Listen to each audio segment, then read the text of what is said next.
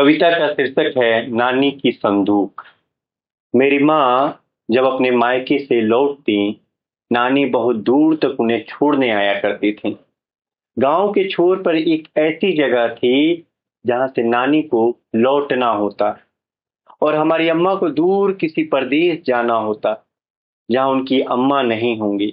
मेरी नानी बहुत मजबूत थी, पर मुझे याद है कि उस जगह जाकर वह रो पड़ती थी। माँ भी नानी के कंधे में सिमट कर खूब रोती। नानी जैसे जैसे बूढ़ी होती गई, वह देर तक गांव के उस छोर पर रुकने लगी थी। देर तक तकती रहती थी जब तक कि हमारी अम्मा ओझल नहीं हो जाया करती थी।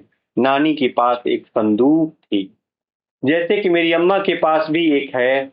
अम्मा जब भी नानी के घर जाती, नानी की संदूक जिंदा हो जाती। बहुत देर तक नानी उसमें कुछ खोजती रहती।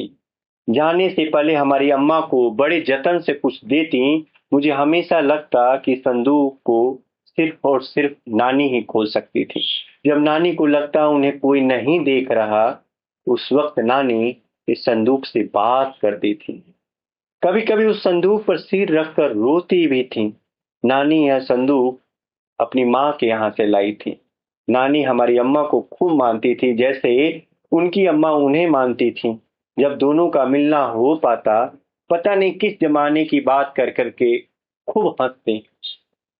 बिल्कुल छोटी सी छोटी बात पर घंटों उनकी याद में खोए रहते। नानी मेरी बहुत बढ़िया किस्सा गो थी। सुनाते सुनाते जब कभी मनुआ घटवारिन का जिक्र आता, वे रोने लगते।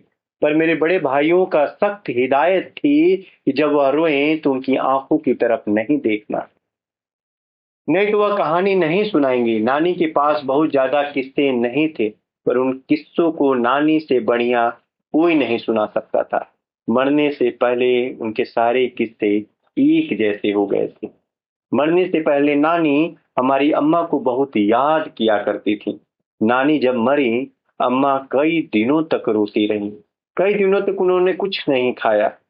उस दफा उस गांव के छोर को बहुत देर तक तकती रही जहां नानी उन्हें छोड़ने आया करती थी। कि हमारी अम्मा अमुक किनारे तक मुझे छोड़ने आती थी। अब भी अम्मा हर बार हम लोगों से बताती हैं कि शायद इस लालच से कि थोड़ी और देर माँ साथ रह लें। जब नानी मरी, उनकी संदूक से कुछ खास नहीं निकला। एक दो साड़ियां थी जिन्हें पहनकर वह इस घर में अपने मायके से आई थी। नाना का पहनाया मंगलसूत्र था, कंगन था, सिंदूरदानी था। अम्मा की एक दो चीजें थी जिन्हें विदाई के वक्त अम्मा ने नानी से कहा था हिफाजत से रखने को। नानी ने उन्हें बहुत हिफाजत से रखा था, जिन्हें अम्मा भी भूल गई थी। जाने वह क्या चीज थी जो नानी को उनकी अम्मा ने अपनी संदूक से निकाल कर दिया, फिर नानी ने अम्मा को दिया। अब मेरी अम्मा मेरी बहनों को देती हैं।